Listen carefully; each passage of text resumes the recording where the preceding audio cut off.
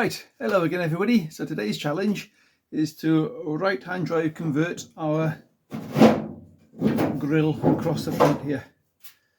So you know if it's which is left and right on these, because if it's right hand drive this would be more to the left and vice versa. If left hand drive this is more to the right. So this is a left hand drive grill and it's left hand drive one because of the way the wipers are. Now I could leave the wipers as they are, to sweep as they are, because I'm not really liking to use this car in the rain. It's going to be a toy to take out on nice sunny days, but it would be nice for things to look right and correct. So it's one of those things, if you know what to look for, you'd know, but and it's a challenge and it's something to do. So what I'm thinking I can do is split this into sections. I think I'll have to do it in 3 sections. So cut a piece out there, cut the same piece out there, and swap those 2 pieces around. That's my plan anyway. If it works, great. If it doesn't, then I'll have to stump up for a genuine right hand drive one. But I don't see why it won't work. So let's give it a crack and see what happens. I also have arrived my fiberglass dash top replica. So we'll get into that in the next video. I want to try and keep these things separated into separate videos, so we're going to concentrate on each one as we go in. But that's an upcoming video to come, along with making holes and what have you for that. So next time. Okay, so with this, now we got that grill plate goes there, like so. So what we need to do is rearrange things, because if you look carefully you can see where there's a press in there for the right hand drive to be moved across. So that one needs to go to there, and that one over there needs to come in the scuttle over here. I'm not worrying about that today. That will come when I do the converting the rack over the wipers over, and that's another challenge in itself, so we'll come back to that. So today's challenge is simply see what we can do with this. Right, okay, so you see I've got a couple of scratchy lines. I've just been sort of messing about with this. So my thinking is this. There's my flat, so where that hole needs to go over to. So that this section here needs to be transferred over to there. Now you'll see I've got a scratch there. So if we go count 1, 2, 3, 4 vents across from that, that brings us sort of to that line there. So again from this scratch, 1, 2, 3, 4 brings us there. So 1, 2, 3, 4, sorry, 1, 2, 3, 4 brings us to that edge there. So I'm thinking if I chop that section out there and then that there and swap those 2 around effectively, what could the worst that can happen? If I use my Dremel to do that,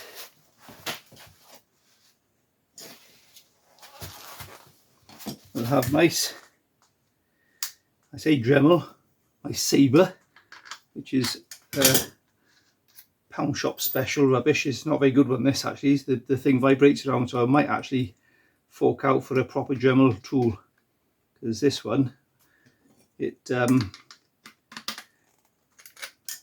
whole end vibrates around a bit, but still it's going to be a little bit more accurate than a big zip saw. So if I chop that off there and across there and there and there and there and there, we should be able to swap things around to suit us.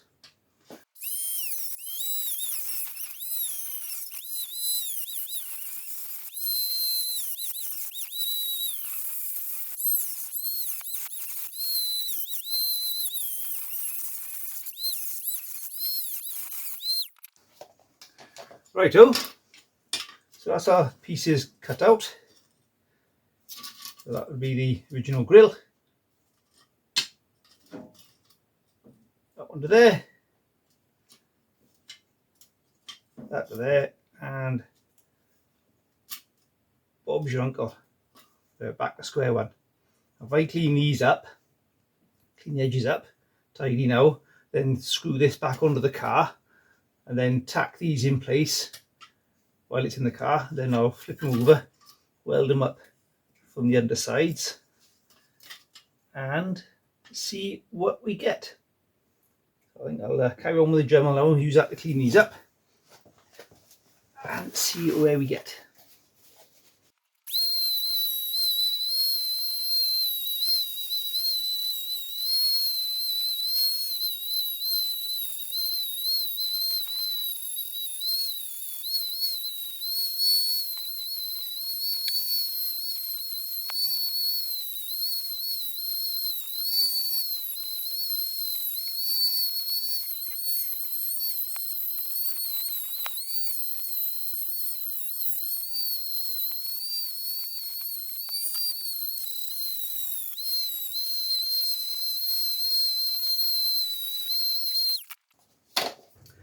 Super!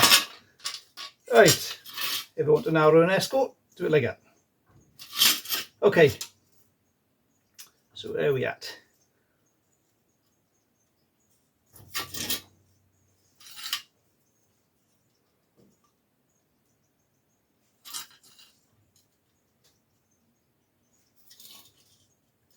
Yeah, there we are. I think that'll do.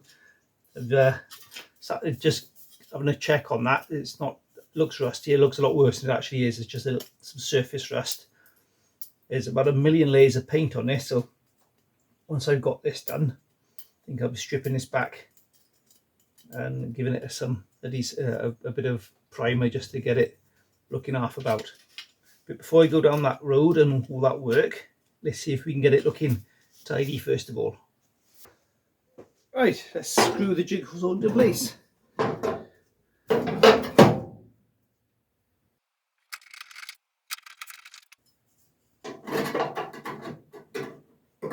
Yes, right, on the right track, so that's good.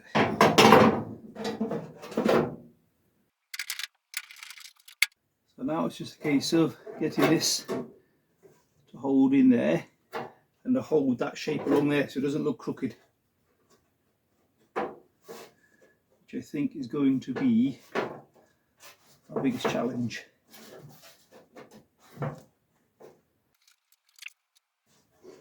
Yeah, let's see if I can find something which is the same width as our slots, so I can then get the width so I don't weld these too close together, because if I do that it's going to look obvious. Okay, what can we use to get those slots? Won't have a rummage. Right, well they must be 6mm wide then, because they just about fit a bit of M6 bar in between them. So what I need to do is find a way of holding that in between there, weld it, possibly a magnet over it, hold it in place. Let's see what the magnets are.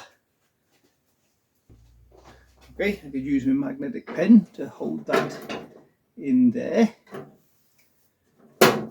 hopefully.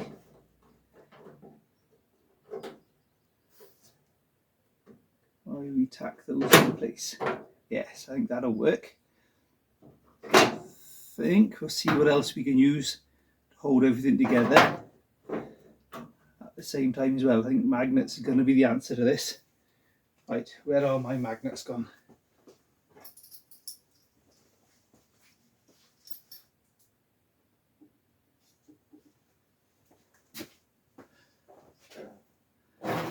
Is a much stronger magnet, so we'll use that gap together like so. Right, okay, that's good. That keeps that parallel as well. There.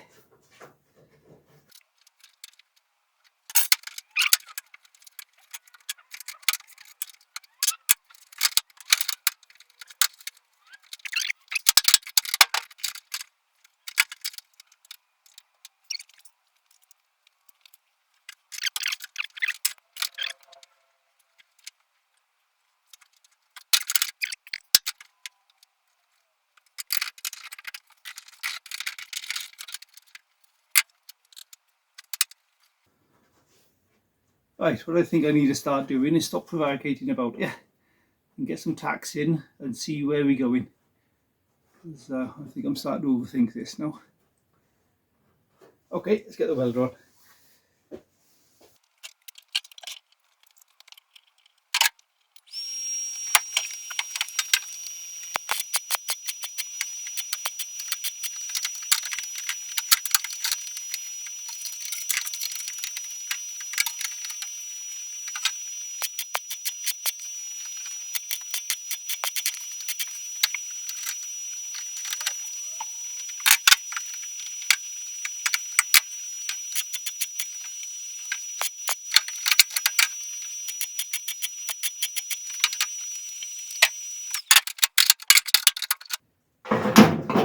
Right, that's it tacked together. Let's pull it off and see what it looks like.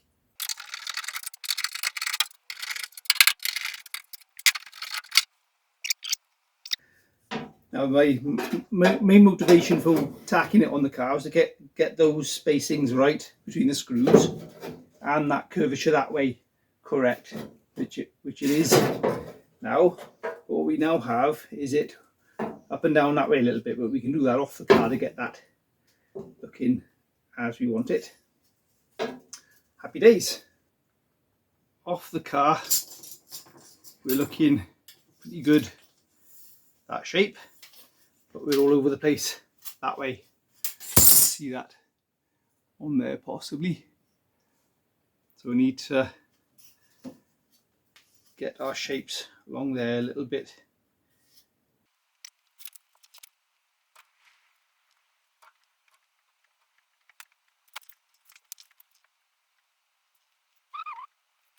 Yeah, I think I'll check this against the car with the bonnet down to see how that edge looks. With the bonnet down, let's have a look, see what we're up against there. Off the car it didn't look right, but on the car it does. So it's probably just the way they've swapped around. The gap is nice and consistent along there, which is good. And the shape of it looks pretty good as well. So I think we can think about pulling that off now and fully welding it and cleaning it up. So I'm quite happy with that. And I had to double check it against the car, because off the car it really didn't look right, but on the car it's okay. You see why, if you hold it off the car, it looks like it's peaking too much in the middle, but actually from that angle it's okay. It's just the way the bottom, that part of it is, and as it happens the bonnet does peak up very slightly in the middle, so that's the shape it should be.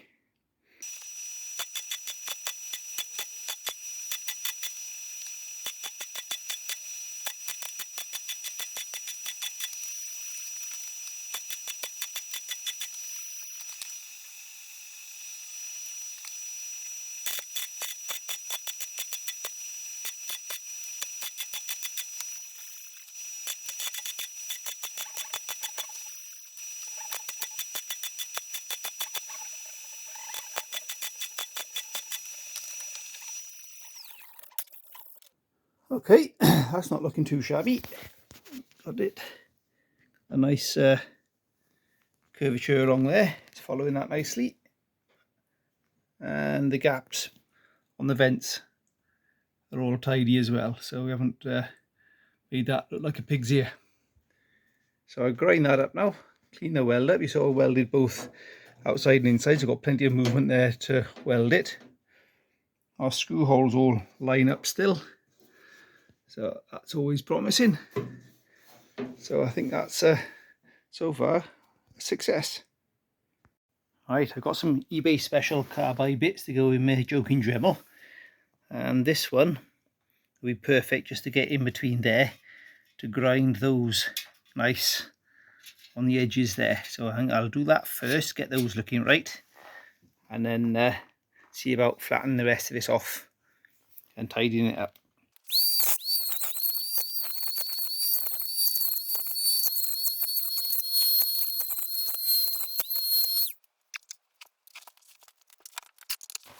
Right, gently with the big grinder now.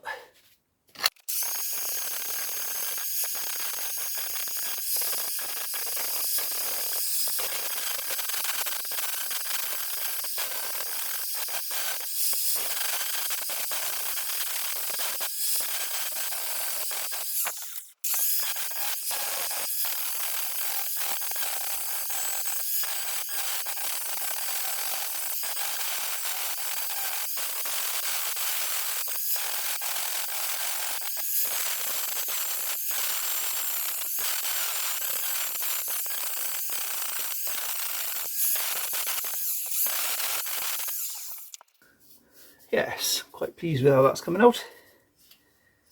Let's looking very tidy. Right, I think I'll see about getting the rest of the paint off this now and giving it and get it back to bare metal.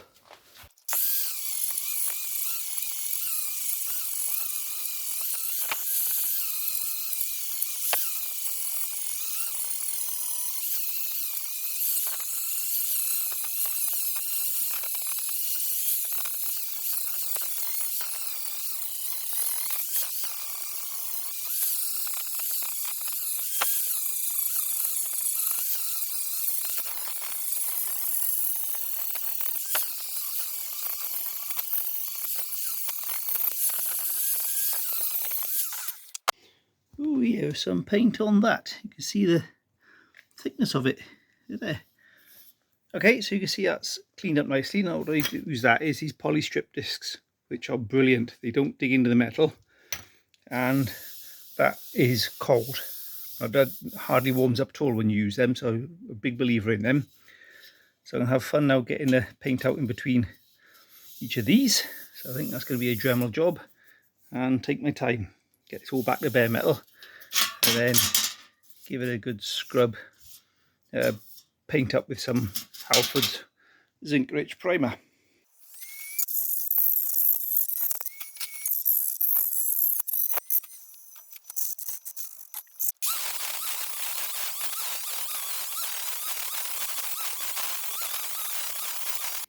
Right, there we go. The combination of the Dremel and sanding discs and bits and bobs managed to clean this all back up to fresh metal, and using the Dremel get these rounded off in the corners well enough so we can do something with them when it comes to painting. That's good enough, that is, for now. The shape of that is going around okay, I can live with that. It's not 100% perfect. I see a very slight deviation just about here, but not enough for it to be immediately obvious. So once that's hidden with paint and messed about with, I think we'll be okay with that. We'll see how it looks when we get closer to finishing. If I can't live with it, then I'll see about getting a right-hand drive one. But I reckon once it's been painted and finished, that won't be so obvious. In fact, I think it shows up more on camera than it does when you're standing back and looking at the car. Oh, that looks okay. So I was going to paint that now with the Halford's primer. So it's nice as ink rich. We know that's good for holding back the rust and corrosion. And that'll be that done.